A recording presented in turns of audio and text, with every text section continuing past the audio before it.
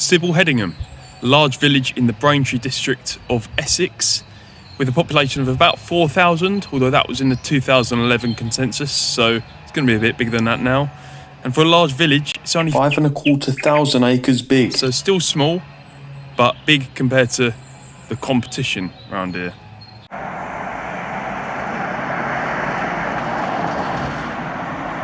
So I found a Sible Hedingham river. And did you know, here's a bit of trivia, in 1863, one of the final accusations of witchcraft happened here in Sible Hedingham.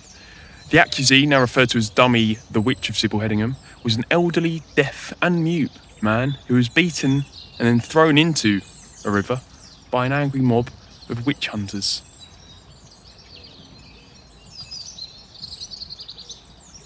Rest in peace, Dummy.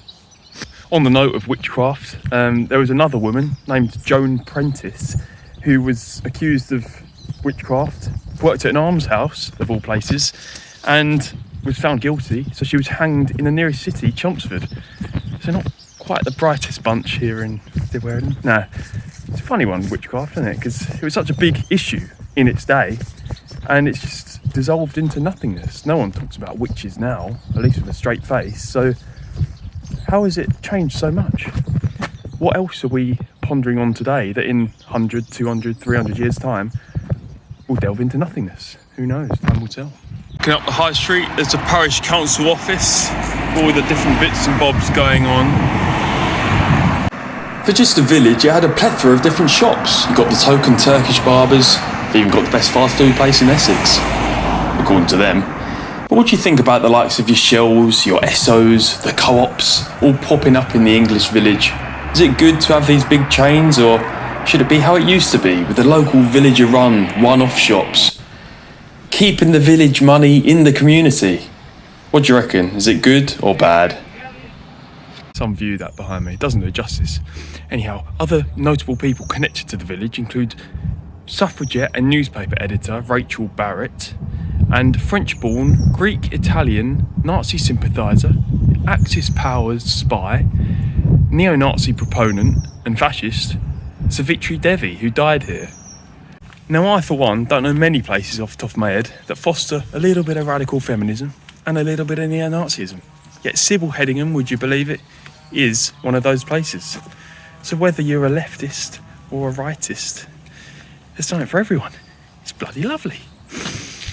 Absorb it, is my advice. With its Norman roots, thatched roofs, mossy walls and all. Who would have thought, eh?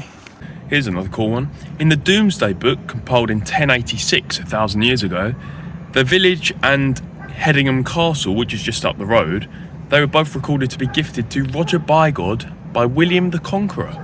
The land, with woodland fit for 70 pigs, was valued at just £4. However, admittedly, I got that off Wikipedia, hold my hands up, and it's not been adjusted for inflation, so don't go thinking it's worth 4 things from Poundland. It's just a bit of trivia.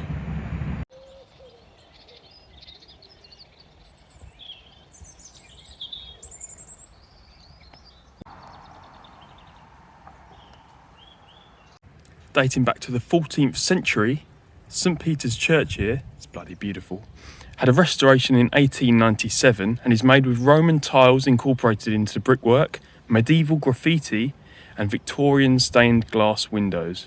Whew.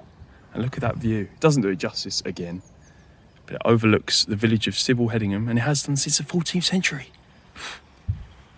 Here stands the somewhat famous Alderford Watermill. With its current building dating back to the 19th century, it sits next to the River Colne. In its heyday, it was not only powered by water, but also by steam, because it was a lot more efficient and far more reliable, in spite of fluctuating water levels. Until World War II, it mostly milled corn, and since World War II, it started milling animal feed until it ceased to operate in 1956. Then in 2008, under Essex County Council's leadership, it turned into a visitor attraction. With such rich history, it's easy to see why. The mill lies at one end of the Hedingham Riverside Walk, which is a local wilderness area maintained and managed by the salt of the earth local volunteers who take pride in where they call home. So that only begs the question, what are you doing for your local area, eh? Anything at all?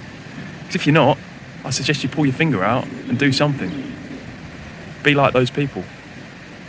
And on that note, thank you very much for watching. Have a think about what you're going to do. Let me know, maybe. And hopefully, I'll see you next time. Thanks for watching.